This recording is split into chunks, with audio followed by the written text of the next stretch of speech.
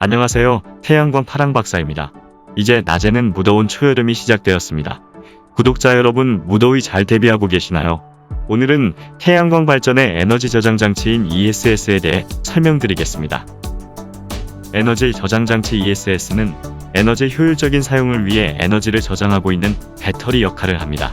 전기 사용량은 주로 낮보다 밤에 높게 나타나기 때문에 에너지를 잘 사용하지 않을 때 저장해 두었다가 필요할 때 사용하는 에너지 저장 장치 ESS가 중요합니다. 세계 글로벌 ESS 시장 조사에 따르면 2030년 358GW까지 ESS가 성장한다고 합니다. 하지만 국내 ESS 시장은 점점 축소되고 있는 추세입니다. 지난 2017년 잇따라 발생한 태양광 발전소 ESS 화재로 인해 국내 ESS 시장이 무너지고 있습니다.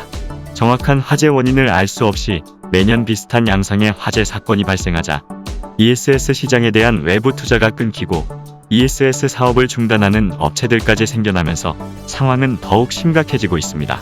국내 ESS 시장 규모는 2018년도 5.6GW, 2019년도 3.7GW로 1년 사이 약 34% 축소됐습니다.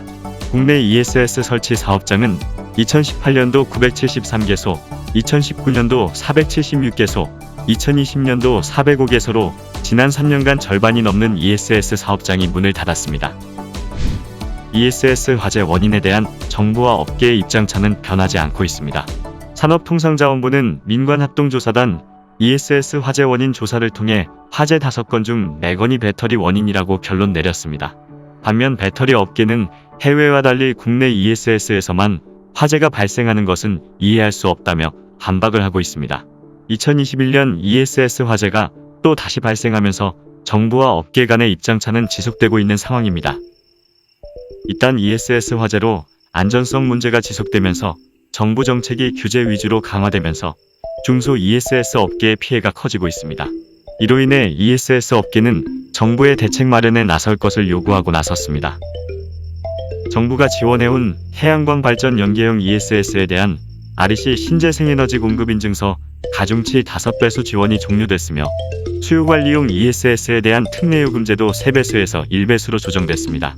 ESS 제조업체 입장에서는 정부 주도의 ESS 보급이 확대되자 사업에 뛰어들었는데 배터리 화재 사고 이슈 이후 신규 ESS 시공 물량이 거의 발생하지 않아 매출 하락을 면치 못하고 있는 상황입니다. 시설비가 고가인 ESS의 특성상 보급 확대를 위해서는 정부의 정책 지원이 절실하다는 게 업계의 입장입니다. 현재 한국에너지공단에서는 초기 시설 투자 부담이 높은 ESS 설치비를 보조해 에너지 저장 장치 ESS 더하기 융합 시스템 EMS 확산을 유도한다고 합니다.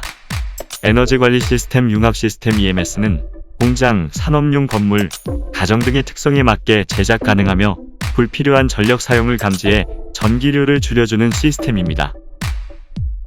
기존에는 에너지 저장 장치 ESS 플러스 융합 시스템 EMS를 설치하는 중소, 중견기업, 주거시설만 지원 대상이었지만 2021년부터는 ESS 재사용 융합 시스템이 신규 지원 대상으로 확대되었습니다. 한전 특례요금제가 감소한 것을 고려해 충전요금의 50% 할인을 종료하였으며 기본요금 할인을 3배에서 1배로 축소하였습니다. 하지만 지원 비율은 기존 최대 50%에서 최대 70%로 상향 조정하였습니다.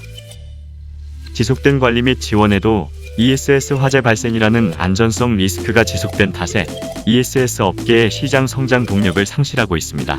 이처럼 정부는 ESS 업계의 어려움을 이해하고 태양광 발전소 연계 ESS 시장의 활성화를 위해 다시 한번 노력해 주시길 부탁드립니다.